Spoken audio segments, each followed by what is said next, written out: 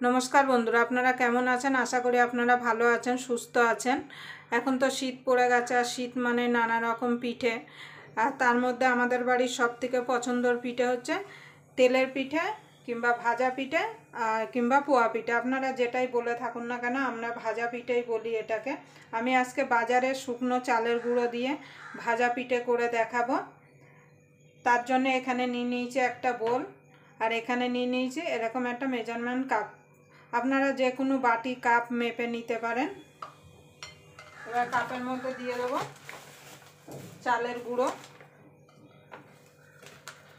আপনারা চাইলে আতপ চাল কিংবা সিদ্ধ চালও ভিজিয়ে রেখে সেটাকে মিক্সিতে পেস্ট করে দিতে পারেন, কিন্তু আজকে আমি বাজারের শুকনো চালের গুঁড়ো দিয়ে আপনাদের পারফেক্টভাবে ভাজা পিঠে মানে তেলের পিঠে করে দেখাবো।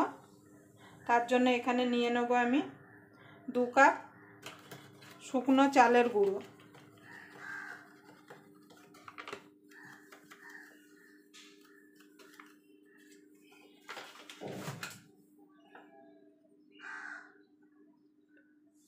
এবার এর মধ্যে দিয়ে দেবো একটু ময়দা। দেখুন বন্ধুরা, আমি ময়দাটা নিয়ে নিয়েছি।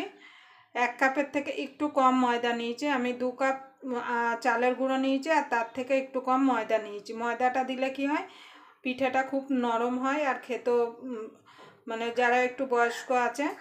আর শুধু চালের গুঁড়ো দিয়ে করলে কি হয়, পিঠেটা শক্ত হয়ে যাবে, ঠান্ডা হয়ে গেলে একদম খেতে পারবেন না। আর একটু ময়দা মিশিয়ে দিলে পিঠেটা সুন্দর নরম থাকবে আর খেতেও ভালো লাগবে। আপনারা প্রথম থেকে শেষ পর্যন্ত ভিডিওটা দেখবেন, আশা করি আপনাদের ভালো লাগবে। যদি আপনাদের তেলের পিঠের রেসিপি ভালো লাগে তাহলে অবশ্যই একটা লাইক করে দেবেন। আর আমার চ্যানেলের নতুন বন্ধু হয়ে থাকলে অবশ্যই চ্যানেলটা সাবস্ক্রাইবার করে আমার পাশেই থাকবেন, আর পাশের বেল আইকনটা অবশ্যই বাজিয়ে দেবেন, আমি যখন কোনো নিত্য নতুন রেসিপি আপলোড করব সবার আগে পাওয়ার জন্য। এখানে দিয়ে দেবো স্বাদ মতো একটু নুন। যে কোনো মিষ্টি জিনিসে না একটু নুন দিলে খেতে ভালো লাগে। এবার এইগুলো ভালো করে মিশিয়ে নেব। আপনারা অবশ্যই একবার এইভাবে বাজারে কেনা চালের গুঁড়ি দিয়ে ভাজা পিঠে করে দেখবেন। মাপটা আর গোলাটা ঠিকঠাক মতো থাকলে ভাজা পিঠেগুলো কিন্তু খুব সুন্দর হবে। এবার এখানে দিয়ে দেবো আমি খেজুরের গুড়।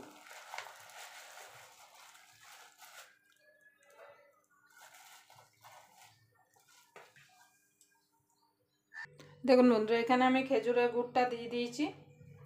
আমি এখানে পাটালি গুড় দিলাম। আপনারা চাইলে যে খেজুরের যে দানা দানা গুড়টা হয় মানে খেজুরের গুড়, সেটা আপনারা দিতে পারেন। এবার আমি সাইডে গরম জল করে রেখেছি, সেটা দিয়ে দেবো। দিয়ে ভালো করে মেখে নেব। খুব একদম ফোটানো গরম জল দেবেন না, যাতে হাত দিয়ে মাখা যায় সেরকম গরম জল দেবেন। আমি এখানে হাত দিয়ে মাখছি, আপনারা চাইলে হাতা দিয়ে কিংবা খুন্তি দিয়েও মেখে নিতে পারেন। এবার এটাকে আমি ভালো করে মেখে নেব। আর মিষ্টিটা আপনাদের স্বাদ মতো দেবেন। দেখুন বন্ধুরা, আমি ব্যাটারটা ভালো করে মেখে নিয়েছি। ব্যাটারটা কিন্তু খুব পাতলাও হবে না, আবার খুব গাঢ়ও হবে না। একসঙ্গে জল দিয়ে দেবেন না, অল্প অল্প করে জল দিয়ে ব্যাটারটা রেডি করবেন। এবার এটাকে আমি ঢাকা দিয়ে মিনিট 20 রেখে দেবো রেস্টে, যাতে ব্যাটারটা একটু ফুলে যেতে পারে।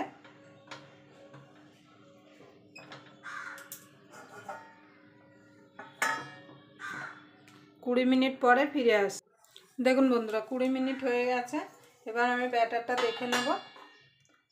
দেখুন ব্যাটারটা একটু ঘন হয়ে গেছে, আর একটুখানি আমি জল দেবো, বেশি না। এবার ভালো করে এটাকে আমি মিশিয়ে নেব।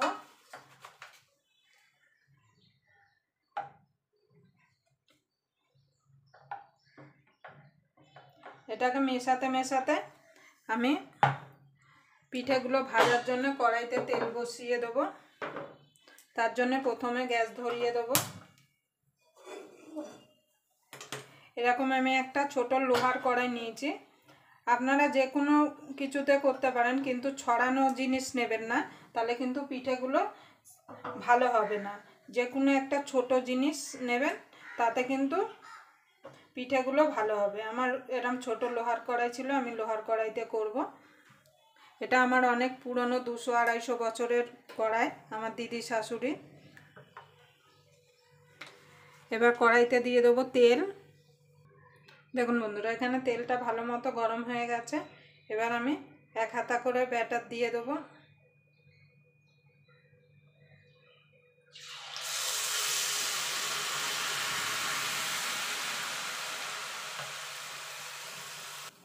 দেখুন বন্ধুরা, পিঠেটা আমি দিয়েছিলাম, দেখুন কত সুন্দর ফুলে উঠেছে।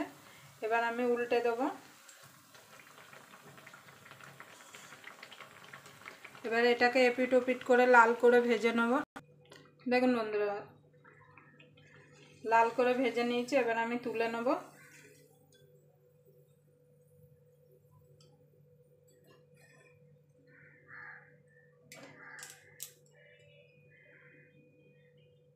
দেখুন বন্ধুরা, আমি এরকম একটা ঝুড়ি নিয়েছি, ঝুড়ির মধ্যে এরকম টিস্যু পেপার পেতে নিয়েছি, তার মধ্যে আমি পিঠেগুলো সব রেখে দেবো। দেখুন একটা আমি রেখে দিয়েছি। এইভাবে আমি আরও একটা আপনাদের দেখিয়ে দিচ্ছি। আর যতবার দেবেন ততবার কিন্তু এইভাবে একটু গুলিয়ে নেবেন।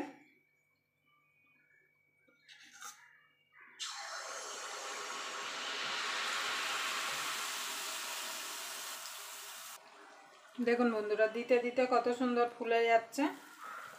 আমি এটা ভেজে তুলে নিয়ে আর একটা করে আপনাদের দেখাবো। দেখুন বন্ধুরা, এটা তুলে নেব, আর একটা আমি দেব।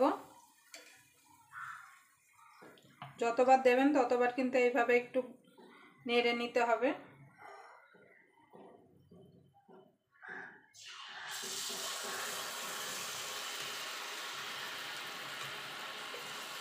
দেখুন দিতে দিতে কত সুন্দর ফুলে যাচ্ছে। দেখুন বন্ধুরা, কত সুন্দর ফুলে উঠেছে। এবার আমি উল্টে দেবো।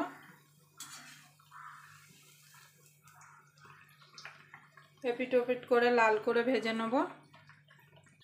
দেখুন বন্ধুরা, এইভাবে আমি সব পিঠাগুলো ভেজে তুলে নেব। দেখুন বন্ধুরা, আমার এখানে ভাজা পিঠাগুলো সব হয়ে গেছে। দেখুন একটা আমি ভেঙে দেখাচ্ছি, দেখুন কতটা নরম হয়েছে। দেখুন দেখুন একটা আমি ভেঙে দেখাচ্ছি। দেখুন দেখুন দেখুন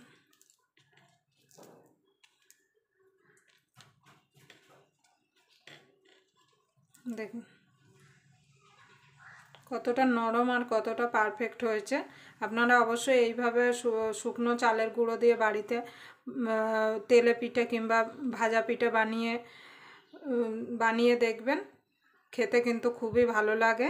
এটা 4-5 দিন রেখে আপনারা খেতে পারবেন।